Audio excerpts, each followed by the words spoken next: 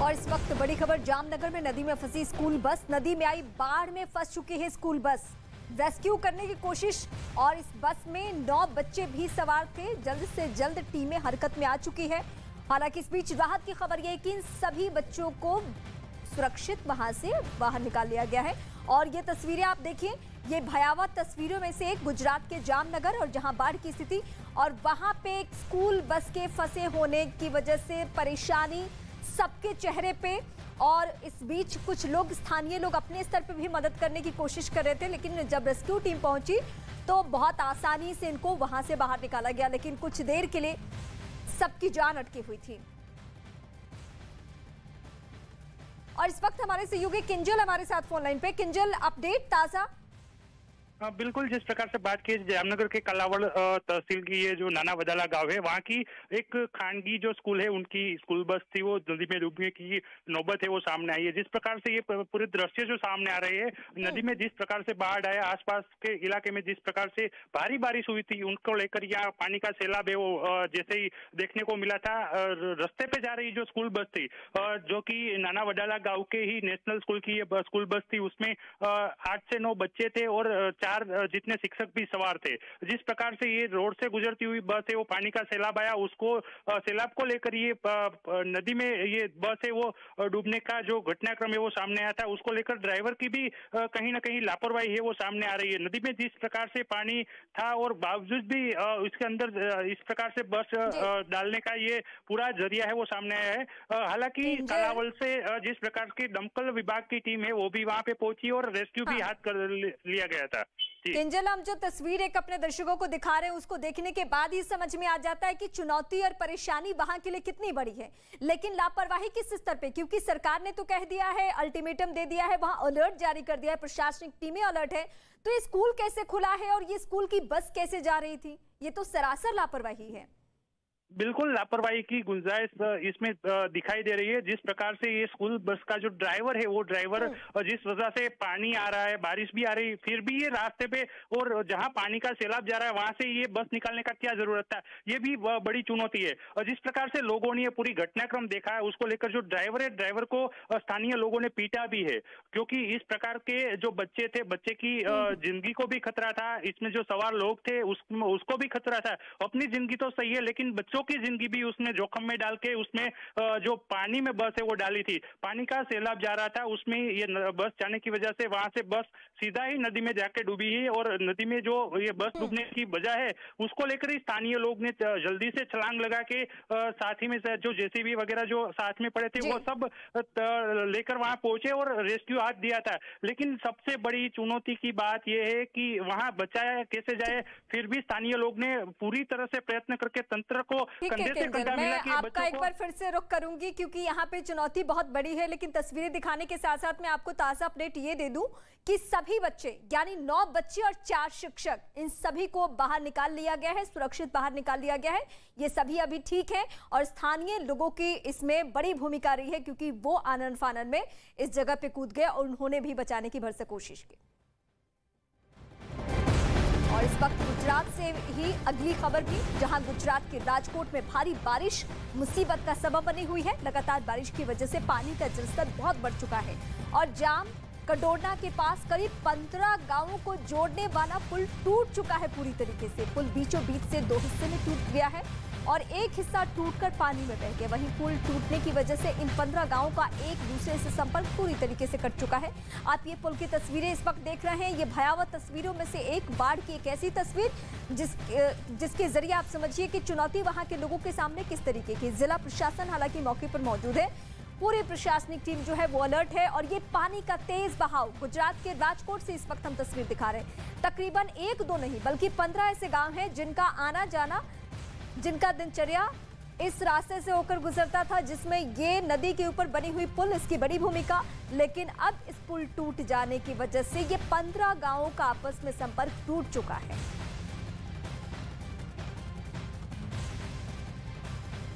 और ये तस्वीर इस वक्त हम आपको राजकोट से दिखा रहे हैं, जहां भारी बारिश और उसके बाद नदियों का जलस्तर बढ़ चुका है। और नदियों के जलस्तर बढ़ने के साथ ही कई जगहों पे हम देख रहे हैं कि पुल टूटने की भी खबर मिल रही है।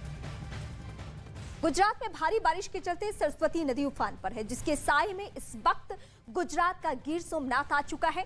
ये तस्वीरें जो हम आपको इस वक्त दिखाएंगे वो गिर सोमनाथ के प्रसिद्ध माधवराय मंदिर की दिखाएंगे, जिसका परिसर इस वक्त सरस्वती नदी के पानी में पूरी तरीके से डूब चुका है।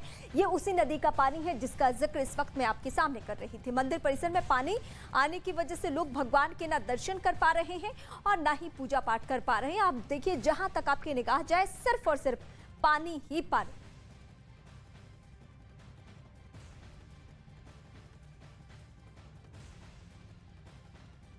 और इस वक्त तस्वीरें हम आपको दिखा रहे हैं एक मंदिर परिसर की, जहां आप देखिए पानी का बहाव कितनी तेजी से। और ये दो तस्वीरें आपके सामने आसमान आफत की दो तस्वीरें दिखा रहे हैं। आसमानी आफत की पहली तस्वीर में गिर सोमनाथ का प्रसिद्ध मंदिर है, जिसका पूरा परिसर इस वक्त पानी में डूबा हुआ है। दूसरी तस्वीर गिर सोमनाथ के ही सूत्रापाड़ा की है, यहाँ जल भराव की वजह से पानी की टंकी गिर गई है। ये दो तस्वीर आपके सामने, जहां बाढ़ की विभीषिका को झेलते हुए ये लोग। पहली तस्वीर गिर सोमनाथ मंदिर परिसर की, जहां पानी में पूरा मंदिर डूब चुका है। अब अगली खबर की हम बात करें, गुजरात के सूत्रापाड़ा और कोडीनार में भी भारी बारिश की वजह से बाढ़ जैसे हालात बन चुके हैं। नदियां उफान पर है और हाईवे के पास के खेत खलिहान दरिया में तब्दील हो चुके हैं।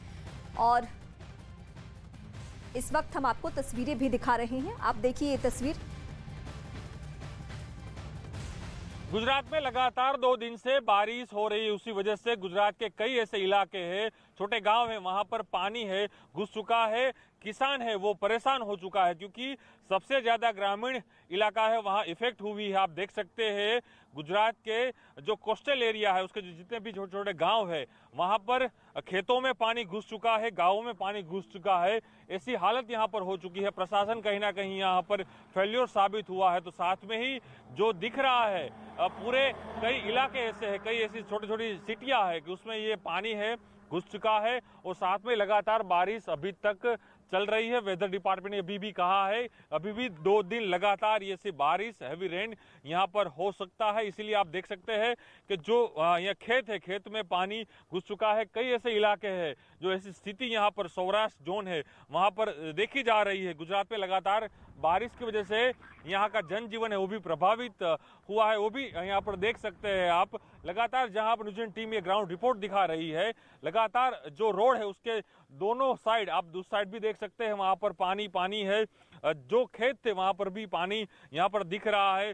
पूरा जो एरिया है, जो लोलाइन एरिया है, यहाँ से कोस्टल यानी समुद्र बहुत ही नजदीक है, लेकिन फिर भी पानी है यहाँ पर भरने से मुसीबतें ज़्यादा हुई है। यहाँ के जो स्थानिक लोग हैं उनको भी परेशानी यहाँ पर ज़्यादातर दिखने को सामने आ रही है। लेकिन यह भी माना जा रहा है कि वेदर डिपार्टमेंट भी कहा है कि अभी 2 दिन तक हैवी रेन जो पूरा कोस्टल एरिया है वहाँ पर हो सकता है। तंत्र यहाँ पर अलर्ट है, लेकिन कहीं ना कहीं जिस तरह से बारिश हो रही है लोगों में परेशानी ज़्यादा बढ़ रही है। देश के कई राज्यों में मानसून दस्तक दे चुका है। असम, मध्य प्रदेश, महाराष्ट्र अकेले ऐसे राज्य नहीं है जहां बारिश के बाद बाढ़ जैसे हालात हो। सिर्फ बारिश और बाढ़ ही नहीं, देश के कई हिस्सों में जमीन खिसकने की खबरें भी आ रही हैं।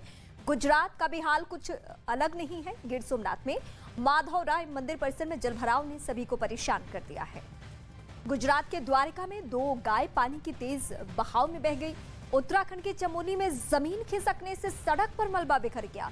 सड़क पर मिट्टी और मलबे के आने की वजह से आवाजाही पूरी तरीके से प्रभावित और घंटों लोग फंसे रहे।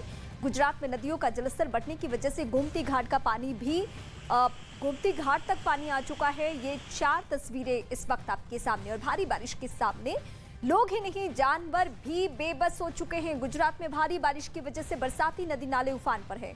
गुजरात के द्वारका में पुल पर पानी आ जाने से 3 गाय सैलाब की चपेट में। तस्वीरों में साफ साफ आप देख रहे हैं, सैलाब के बीच से गाय पुल पार करने की कोशिश करती दिखी, लेकिन तेज बहाव में आगे चल रही 2 गाय एक एक करके बह जाती हैं। ये तस्वीर इस वक्त आपके सामने।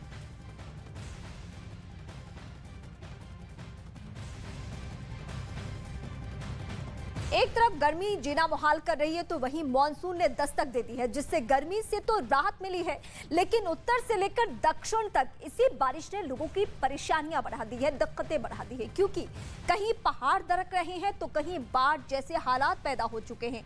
देखिए पानी पानी कैसे हो रही है जिंदगानी, इस पे एक रिपोर्ट।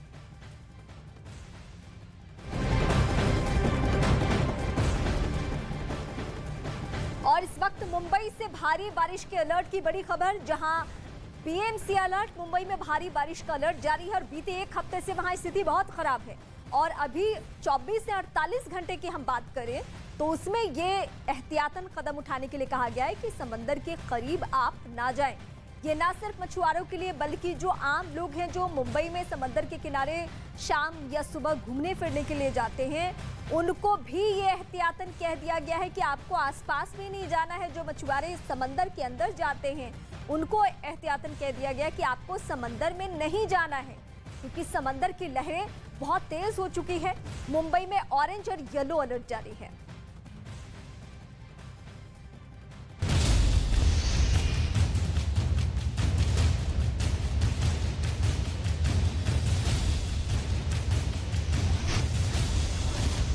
जब हम बाहर निकले तो हमने देखा कि यहाँ से जो ये पानी है वो सारा हमारे मकानों में निकल रहा था।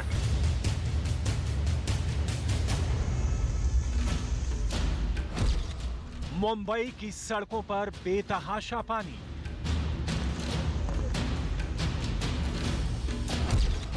बारिश में बेबस जिंदगानी।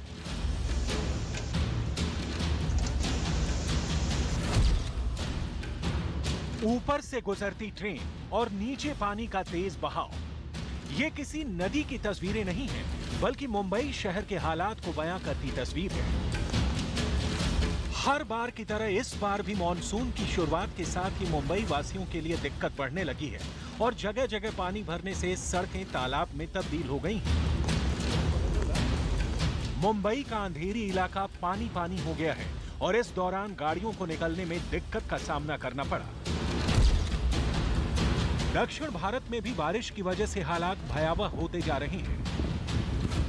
कर्नाटक के उत्तर कन्नड़ में लगातार बारिश हो रही है, जिससे शहरी इलाकों के साथ साथ ग्रामीण इलाकों में बाढ़ जैसे हालात बन गए। नदियां उफान मार रही हैं, तो वहीं खेत खलिहानों में बेतहाशा पानी भरा हुआ है, जिससे जनजीवन अस्त व्यस्त हो गया है। कर्नाटक के साथ साथ केरल में भी लगातार हो रही बारिश लोगों की परेशानी बढ़ा रही है। केरल के अलग अलग हिस्सों में बारिश हो रही है, तो वहीं आने वाले दिनों में भारी बारिश का अलर्ट जारी किया गया है। हिमाचल प्रदेश में बारिश की वजह से भूस्खलन होने से आवाजाही प्रभावित हो गई है। रोड पूरी तरह से धंस चुकी है। बिजली गिरने से अचानक से पहाड़ का एक हिस्सा सड़क पर गिर गया। गनीमत रही कि कोई बड़ा नुकसान नहीं हुआ, लेकिन अब लोगों को आने जाने में दिक्कतों का सामना करना पड़ रहा है। मुंबई में अगले 48 घंटे में तेज हवाओं के साथ भारी बारिश का अलर्ट उत्तराखंड के हरिद्वार, देहरादून, टिहरी, पौड़ी, नैनीताल और अल्मोड़ा में भारी बारिश की चेतावनी। मध्य प्रदेश के कई जिलों में बारिश की चेतावनी। गुजरात के द्वारका जिले में अगले 2 दिनों तक भारी बारिश की चेतावनी। ये तो सिर्फ मॉनसून की शुरुआत भर है, जिसने बाढ़ जैसे हालात बना दिए हैं। सोचिए अभी अगले 2 महीने बारिश होनी है। ऐसे में खास सावधानी बरतने की जरूरत है, क्योंकि आसमान से बरसने वाला पानी गर्मी से राहत दे रहा है, तो वहीं आफत भी बन रहा है।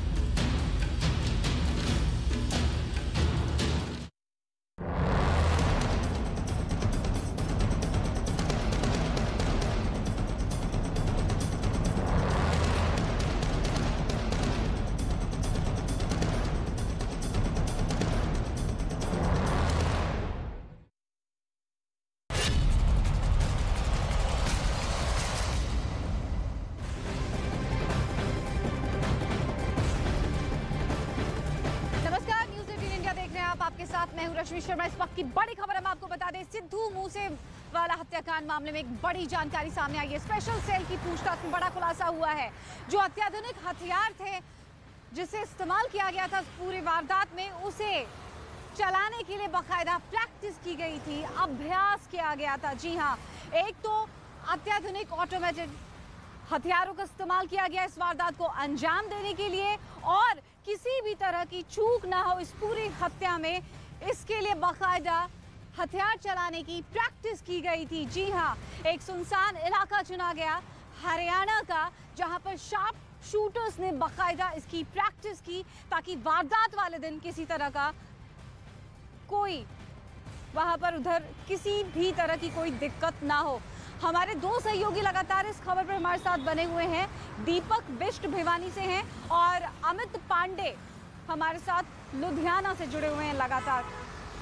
सबसे पहले हम अमित पांडे के पास जाएंगे। अमित, जरा हमें ये बताइए किस तरह से इस पूरी वारदात को अंजाम देने से पहले प्रैक्टिस की गई अत्याधुनिक हथियारों को चलाने के लिए। जाहिर सी बात है कि कड़ी दर कड़ी जुड़ती जा रही है, रोज नए खुलासे हो रहे हैं और इस मामले में ये एक बड़ा खुलासा। देखिए, जांच एजेंसियों के लिए बेहद बड़ी चुनौती है क्योंकि हथियार अत्याधुनिक किस्म के थे। ये 30 बोर की पिस्टल थी, 32 बोर की पिस्टल थी, इसके अलावा AK-47 और उससे उन्नत वर्जन की जो बंदूकें थी वो थी। और अगर हमला नाकाम होता तो उसके एक्सप्लोजिव्स भी उनके पास मौजूद थे। तो विस्तृत एक योजना बनाई गई थी और निर्देश बाहर से आ रहा था। इसका मतलब कि गोल्डी बरार की ओर से आ रहा था, कनाडा या USA में जो उनके गुर्गे बैठे हैं उनकी ओर से आ रहा था। तो सप्लाई की यहाँ पर कमी नहीं थी, युवा निशाने पर थे और जगह ऐसी चुनी जा रही थी कि सुनसान जगह हो ताकि इन युवाओं को भड़काया जा सके, इनको ट्रेनिंग मिल सके। ये नया मोडस ऑपरेंडी है जो पिछले 1.5 से 2 सालों में भड़काया जा सके और किसी को कानो कान खबर ना हो कि किसी सुनसान इलाके में इस तरह की हिमाकत करने की कोशिश की जा रही है, अभ्यास किया जा रहा है। हथियारों को चलाने का अभ्यास अपने आप में हैरत भरी बात है। अमित, बने रहिए हमारे साथ। एक और अहम जानकारी सामने आई है। जो ऑटोमेटेड हथियार है, जो अत्याधुनिक हथियार हैं, उनकी सप्लाई सीमा पार से हुई है। सोचिए जरा कितनी बड़ी लीड है ये पुलिस के लिए कि कहां-कहां किन किन राज्यों से होकर ये हथियार गुजरे हैं। सीमा पार की बात सामने आ रही है और ये एक अहम जानकारी हमने आपको पहले ही दे दी कि हथियारों को चलाने से पहले, हत्या वाले दिन इस्तेमाल करने से पहले प्रैक्टिस की गई ताकि किसी भी तरह की कोई चूक उस दिन ना हो जिस दिन इस वारदात को अंजाम देना है।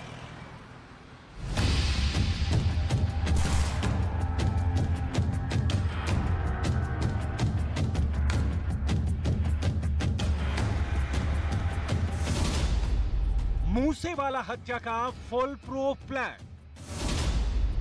हत्या से पहले हुई थी प्रैक्टिस।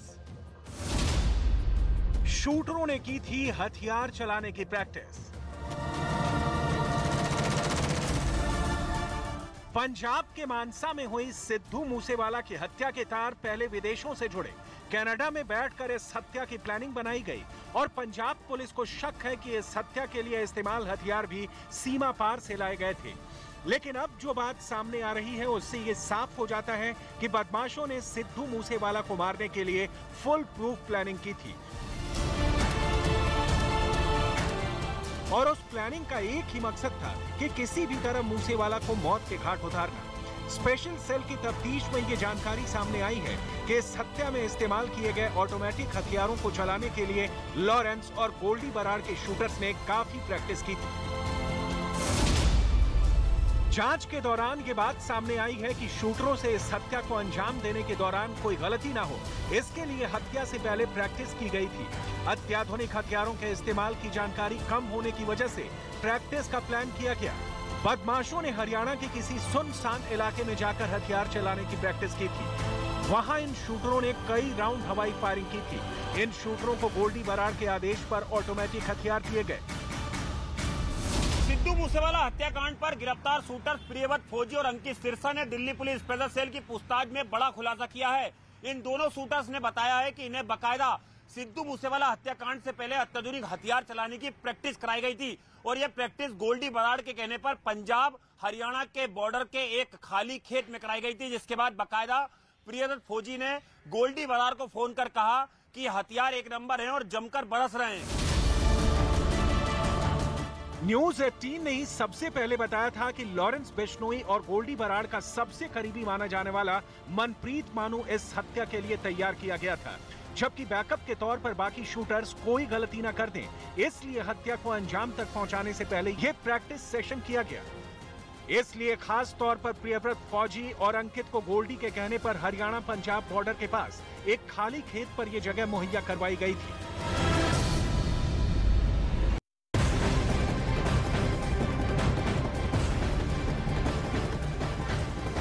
तो मूसेवाला मर्डर केस में एक और बड़ी जानकारी सामने आई है कि इस बिश्नोई गैंग के लिए सबसे ज्यादा बच्चों का इस्तेमाल किया गया, युवाओं का इस्तेमाल किया गया है और जगह चुनी गई है हरियाणा का भिवानी इलाका। जी हाँ, वो भिवानी इलाका, वो हरियाणा जहां से हर साल नए नए एथलीट्स निकलते हैं, सेना में बहाली के लिए युवा जाते हैं। वहां पर युवाओं को बरगलाया जा रहा है, बच्चों का बेजा इस्तेमाल किया जा रहा है, कई गिरोह का सदस्य बनाया जा रहा है। और बड़ी बात यह है कि इन बच्चों का इस्तेमाल आधुनिक तरीके से किया जा रहा है, हाईटेक तरीके से किया जा रहा है और इसका इस्तेमाल कर रहा है बिश्नोई गैंग। बाकायदा सोशल मीडिया के जरिए, इंस्टाग्राम, फेसबुक, व्हाट्सएप के जरिए इन बच्चों को, युवाओं को बरगलाने की कोशिश की जा रही है ताकि बिश्नोई गैंग का वर्चस्व कायम हो सके।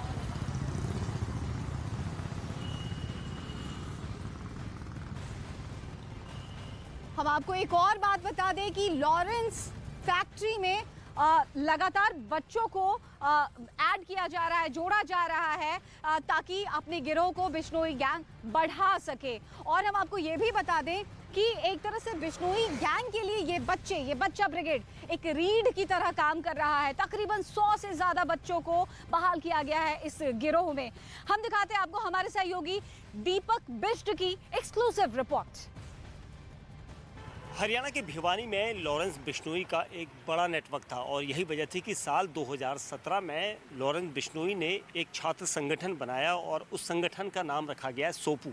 इस संगठन से वो सभी लड़के जुड़े थे जो इस वक्त आधे गैंगस्टर हैं और आधे इस गैंग के लिए काम करते हैं, क्योंकि ये पोस्टर, उस छात्र संगठन का जो पोस्टर लगाए गए थे वो दीपावली पर और रक्षाबंधन के तौर पर लगाए गए थे। लेकिन वो पोस्टर में जब फ़ोटो देखी गई कि गैंगस्टरों के नाम हैं और गैंगस्टरों की फ़ोटो है जिसमें संपत नेहरा है, सचिन चौधरी है, लॉरेंस बिश्नोई खुद इस गैंग का, इस संगठन का प्रेसिडेंट था। और यहाँ के जो इलाके दिख रहे हैं, इन इलाकों में तकरीबन पूरे पोस्टर से उस इलाकों को पाट दिया गया था। ये पोस्टर ऐसे थे कि इसके बाद जो इसमें फ़ोटो लगी थी वो फ़ोटो में साफ तौर पर लिखा गया था सोपू, यानी student organisation of Panjab university.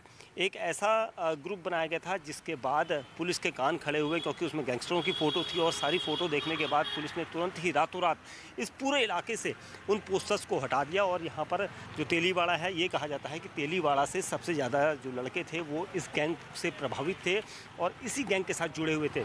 और जब पोस्टर्स को हटाया गया, रातों रात पुलिस ने फाड़े, तो उसके बाद उन पोस्टर्स में लगे हुए कई लोगों की खिलाफ इसमें मामला दर्ज किया गया और कई लोगों की गिरफ्तारी हुई जिन लोगों ने रातों रात उन पोस्टर्स को लगाया था। तो ये लॉरेंस बिश्नोई का प्रभाव था। लॉरेंस बिश्नोई अपने गैंग के लिए उन लड़कों की फ़ौज खड़ी कर रहा था जो उसके लिए काम करें।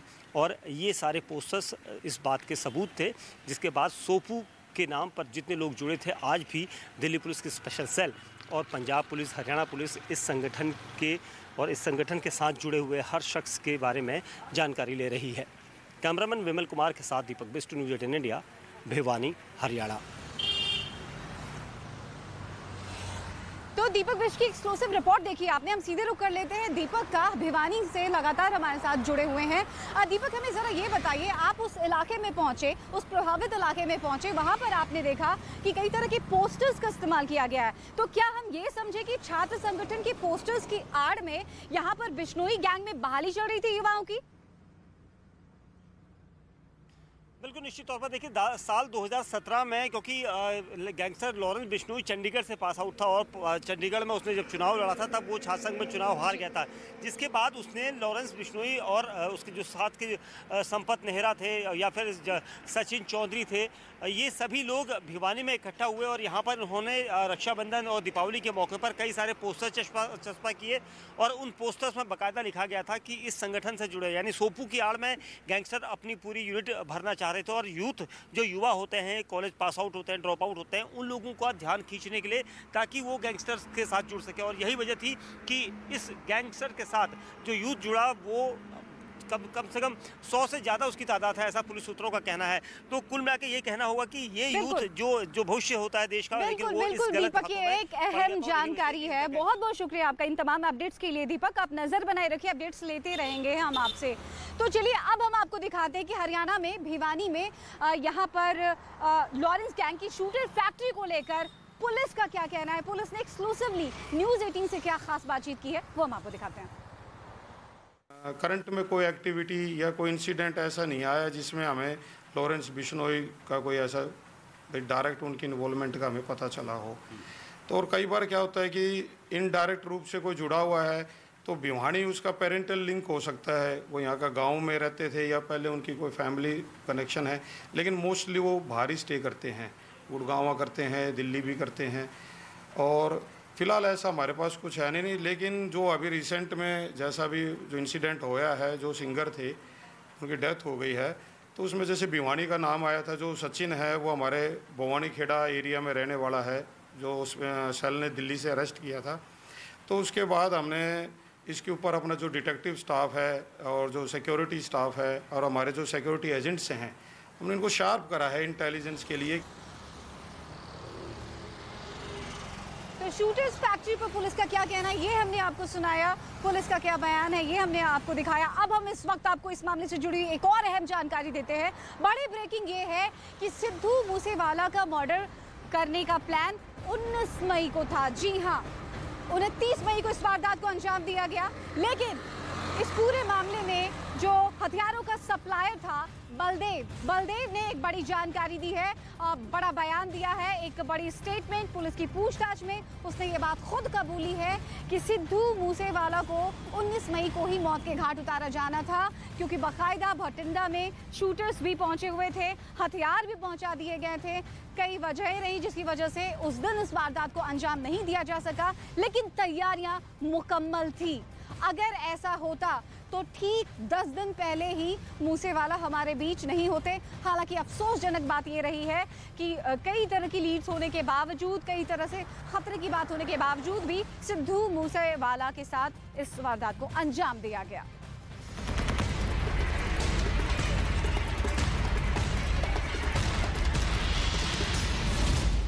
पुलिस पूछताछ में बड़ा पर्दाफाश।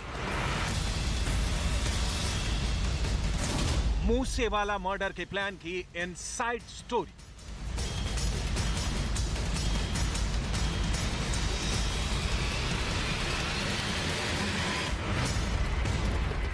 उनतीस मई 2022 को बदमाशों ने मानसा पंजाब में पंजाबी सिंगर सिद्धू मूसेवाला की गोली मारकर हत्या कर दी थी। लेकिन मर्डर के लिए तय की गई तारीख 29 मई नहीं, बल्कि उससे 10 दिन पहले यानी 19 मई तय की गई थी, और उसी दिन सिद्धू मूसेवाला की हत्या का प्लान तय किया गया था। इस हत्या को अंजाम तक पहुंचाने के लिए हथियारों के साथ साथ रेकी करके फुल प्रूफ तैयारी भी की गई थी। पंजाब पुलिस के मुताबिक 19 मई को मूसेवाला की हत्या को अंजाम देने के लिए गोल्डी बराड़ के कहने पर बलदेव चौधरी नाम का आदमी हथियारों की डिलीवरी करने बठिंडा पहुंचा था, जबकि दूसरी तरफ अमृतसर से 3 शूटर भी हत्या के लिए बठिंडा पहुंच गए थे। बलदेव चौधरी नाम का व्यक्ति जो गोल्डी बराड़ से डायरेक्टली इन टच में था सिग्नल ऐप के जरिए, उसकी इन्वेस्टिगेशन, उसकी इंटेरोगेशन में ये बात सामने आई कि वो 19 तारीख को लुधियाना से चलता है, पहले जगरांव जाता है, वहाँ से वो गोल्डी बराड़ के कहने पे वेपन कलेक्ट करके कंसाइनमेंट लेता है और बठिंडा पहुँचता है। बठिंडा दूसरी तरफ से अमृतसर की तरफ से जो संदीप कालों ने भेजा हुआ था सतबीर, और उसके साथ 3 जो शूटर हैं, मनी रैया, मनदीप तूफान और एक अभी अननोन है, वो वहां पहुंचते हैं। अब बलदेव चौधरी उनको जाके पेट्रोल पंप पे वो वेपन उनको हैंड ओवर कर देता है। पंजाब पुलिस इस एंगल से भी जांच में जुटी है कि 19 मई को बठिंडा में शूटरों के पहुंचने और हथियारों की डिलीवरी के बाद बदमाश किस तरफ गए, क्योंकि खबर है कि 19 मई को सिद्धू मूसेवाला अपने घर पर ही थे, जबकि पूछताछ के दौरान पुलिस को इस बात का भी पता चला है कि इस हत्याकांड में मनप्रीत मानू नाम का शूटर भी शामिल था। 19 तारीख को जो 10 दिन पहले मर्डर के बलदेव चौधरी वहां पे पहुंचता है, वहां पे मनप्रीत मानू का प्रेजेंट होना और जो कुछ और अननोन बंदे भी हैं जो भी आइडेंटिफाई नहीं हो पाए हैं, ये सभी उस तरफ इशारा करते हैं कि इनकी प्लानिंग काफ़ी पहले से ही थी। हो सकता है वो उस दिन भी ये काम करना चाहते हों। पुलिस पूछताछ में इन हथियारों के सीमा पार से लाए जाने की बात भी सामने आई है। पंजाब पुलिस के मुताबिक सतबीर का गांव पाकिस्तान बॉर्डर के काफी करीब है, जबकि संदीप नाम के आदमी का गांव भी सीमा के काफी करीब होने की जानकारी मिली है, और इसी वजह से पंजाब पुलिस इस बात की भी जांच में जुटी है कि मूसेवाला हत्याकांड में इस्तेमाल किए गए हथियार सीमा पार से तो नहीं लाए गए। बीर जिसका गांव तलवंडी राय दादू है, बिल्कुल काफी नजदीक है बॉर्डर से, और संदीप कालों वो भी उसी एरिया के नजदीक के रहने वाला है। तो हमें काफी शक है कि वेपन कहीं ना कहीं बाहर से इनके पास आए होंगे, तभी इन्होंने आगे सप्लाई किए। पंजाब पुलिस का दावा है कि संदीप नाम के एक आदमी ने 19 मई को गैंग में शामिल 3 शूटरों को एक गाड़ी से बठिंडा के पेट्रोल पंप पर भेजा था, और अब पुलिस मूसेवाला हत्याकांड में इसी संदीप नाम के आदमी की भूमिका तलाशने में जुट गई है। साथ ही इस बात का भी पता लगाया जा रहा है कि संदीप किस गैंग के लिए काम करता है।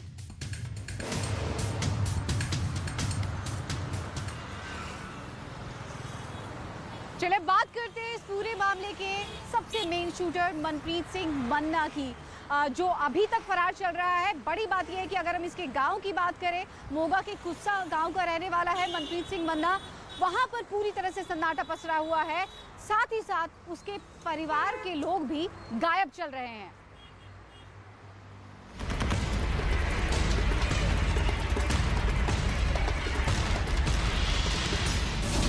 लॉरेंस के शूटर मनप्रीत के गांव में सन्नाटा।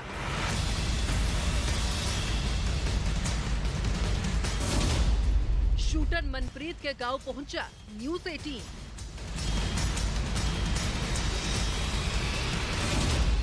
शूटर मनप्रीत की तलाश में पुलिस।